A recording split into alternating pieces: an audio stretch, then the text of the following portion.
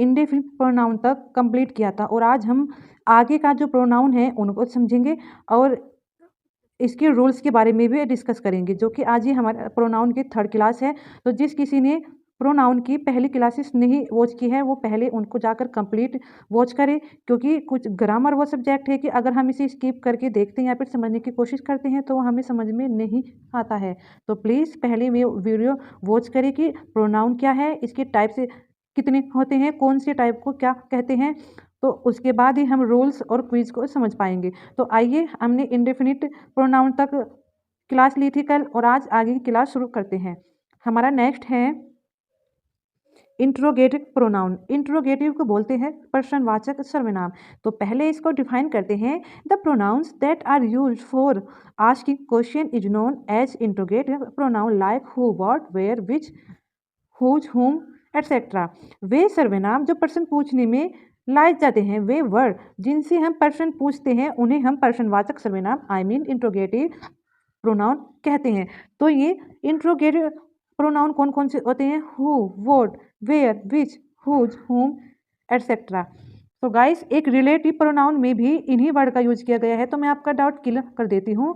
अगर question mark आता है इन वर्ड के पीछे, आई मीन इन वर्ड का यूज होने वाले सेंटेंस के पीछे क्वेश्चन मार्क ये वाला होता है, अगर ये आता है तो वहाँ पर इंट्रोगेटिव प्रोनाउन है। और अगर भी सेंटेंस के बीच में, आई मीन दो सेंटेंस को रिलेट करके उसके बीच में आता है और उसके पीछे सेंटेंस के लास्ट में क्वेश्चन मार्क नहीं है, तो वो हमारा रिलेटिव प्रोनाउन है। ओके गाइस, तो आइए समझते हैं। जैसे हैं, which of these movie do you like most? तुम इनमें से किस मूवी को, कौन सी मूवी को पसंद करते हो? तो सबसे पहले आप आइडेंटिफाई करें कि सेंटेंस के पीछे क्वेश्चन मार्क चिन्ह है।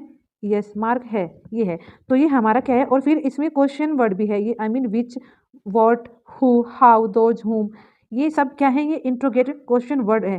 तो गाइस, इनसे हम क्वेश्चन पूछते हैं। तो ये हमारा वर्ड है और ये इसके लास्ट में क्वेश्चन मार्क, तो इसे बोलेंगे हम interrogative pronoun. I hope you got it. Next, distribute pronoun. Distribute meaning होता है बांटना या फिर वितरण करना, इसे बोलेंगे वितरणवाचक सर्वनाम। आइए इसका डेफिनेशन को डिवाइड करते हैं।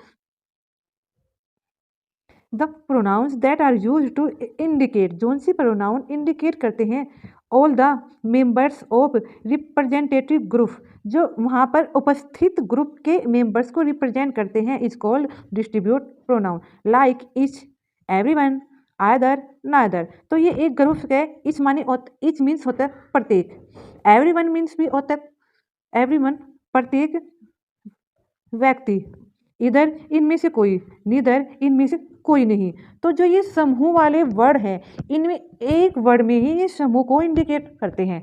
तो इन जहाँ पर ये वर्ड आपको दिखाई दे तो आप समझ लेना कि वहाँ पर डिस्ट्रीब्यूट प्रोनाउन है। जैसे हम एग्जाम्पल से समझते हैं, each of the boys is doing this work. Each of the boys, लड़कों के, each of the boys is doing this work, लड़कों में से प्रत्येक लड़का इस काम को कर रहा है। मतलब कि एक लड़कों का समूह है, उसमें हमने बोल दिया कि हर लड़का, आई मीन प्रत्येक लड़का इस काम को कर रहा है। तो इसे क्या बोलेंगे? तो ये ईच वर्ड क्या है हमारा? ये है हमारा डिस्ट्रीब्यूट, आई मीन वितरणवाचक सर्वनाम। सो गाइस, हमारे ये 8 टाइप्स होते हैं प्रोनाउन की, जो कि हमने अपनी कुछ पिछली क्लासेस में समझे हैं और आज की में समझे हैं। तो प्लीज़, अगर वो आपने वो वीडियो नहीं देखी है तो प्लीज़ मेरे चैनल पर जाकर के उस वीडियो को, में 2 हैं, 2 आज हमारे प्रोनाउन की 3rd क्लास है, तो आप पहले दोनों क्लासेस को देखें, उसके बाद आपको ये क्लास समझ में आ जाएंगी। और नेक्स्ट है हमारा सम इम्पोर्टेंट रूल। तो जो प्रोनाउन के कुछ इंपॉर्टेंट रूल होते हैं, जैसे नाउन के होते हैं वैसे प्रोनाउन के, तो आइए इनको भी एक बार गो करते हैं। each word, each other is used for 2 people and one another is used for more than 2 people। समझ आया आप लोगों को? चलिए डिस्कस करते हैं।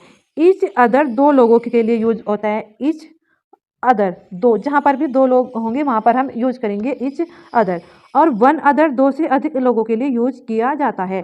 अगर बोले each अदर तो इसका मीन्स है कि वहाँ पर 2 लोगों की बात हो रही है। और 1 अदर का मीनिंग है कि 2 से अधिक लोगों की बात हो रही है। जैसे example, Sita and Sahil hate each other मतलब दो लोग हैं, तो सीता और साहिल एक दूसरे से नफरत करते हैं। अब है these children love one another, तो इसमें these children love one another का मतलब है कि काफ़ी सारे बच्चे हैं, काफ़ी की बात हो रही है, सभी बच्चे एक दूसरे से प्यार करते हैं। I hope you got it. Next है रूल, जैसे द यूज ऑफ टू और three person in the same sentence, firstly the second person, then the third person and finally the first person. Okay, दो या तीन person का प्रयोग एक ही वाक्य में होने पर, अगर एक ही सेंटेंस में सेकंड और थर्ड पर्सन का यूज हो रहा है, सबसे पहले हम सेकंड पर्सन और फिर थर्ड पर्सन और लास्ट में फर्स्ट पर्सन को लगाते हैं।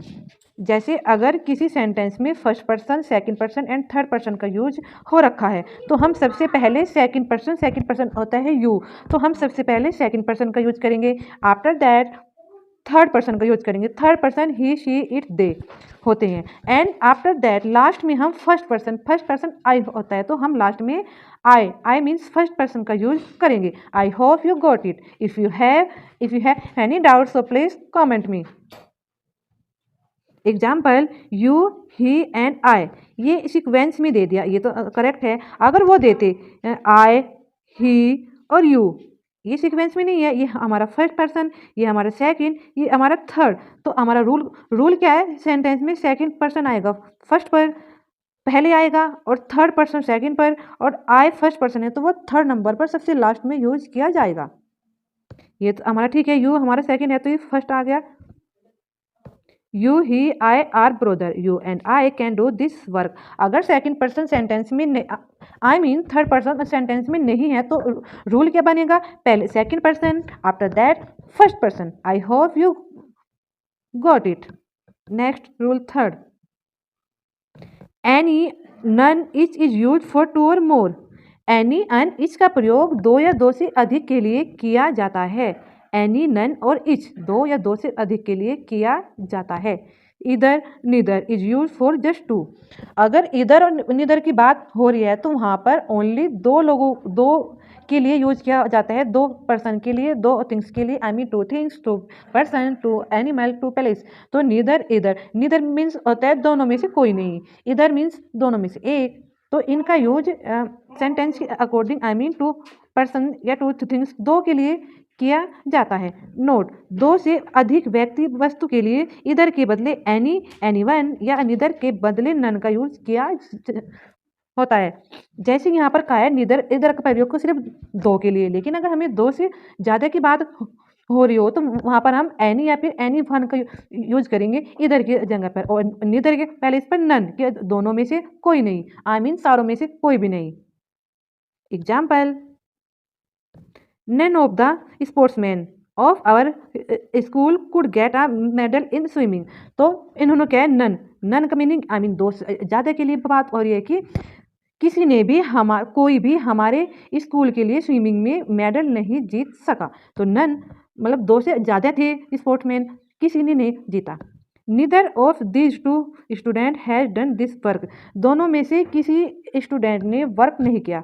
Each of the student is doing this work, I mean दो की बात हो रही है कि हाँ प्रत्येक ने, दोनों ने दोनों अपना वर्क कर रहे हैं। I hope you got it. Rule 4, whom के अंदर who, whom, to whom is use for only person. तो जो ये होम है ना, होम वर्ड, ये ओनली पर्सन के लिए यूज करते हैं whom. And whose, whom whose is also use for a person as well as inanimate object. जैसे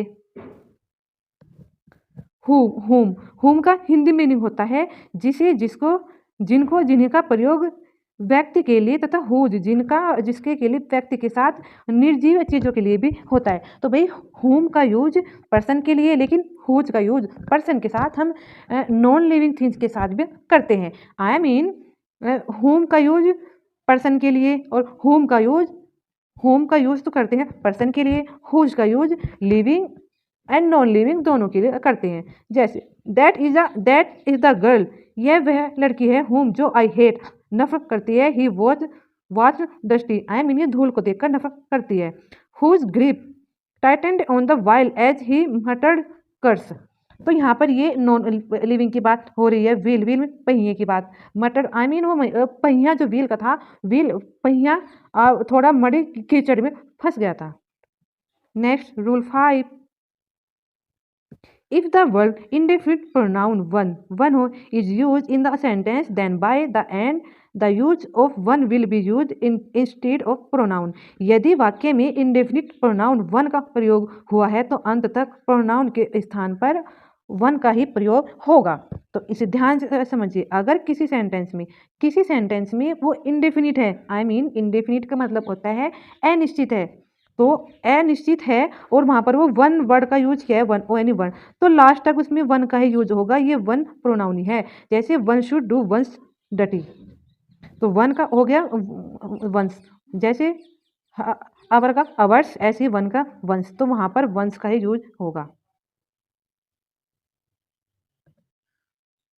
सो गाइस आज के ये रूल 5 हो गए हैं, और आई मीन अगर मैं नेक्स्ट रूल को कराऊंगी तो क्लास काफ़ी लॉन्ग हो जाएगी, जो आपको भी शायद बोरिंग सा लगेगा, तो यहीं को क्लास को यहीं पर ही स्टॉप करते हैं। नेक्स्ट रूल कल की क्लास में करेंगे। So guys thank you for watching.